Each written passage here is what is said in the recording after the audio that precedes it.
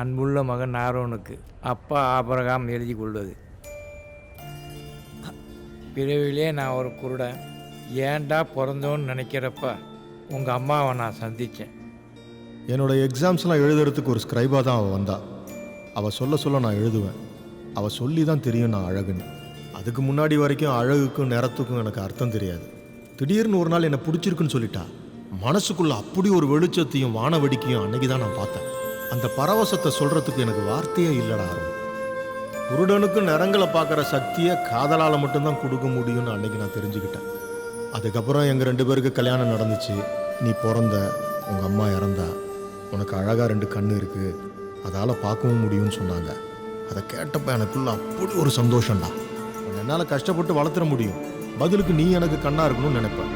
என்னால் உனக்கு எந்த வேதனையும் வந்துடக்கூடாதுன்னு தான் உன்னை இந்த அனாதை விடத்தில் இறக்கி வைக்கிறேன். டேய் ஆரோன், நான் ரசிக்காத இந்த உலகத்தை நீ ரசிக்கணும்டா. நான் பார்க்காத இந்த உலகத்தை நீ பார்க்கணும்டா.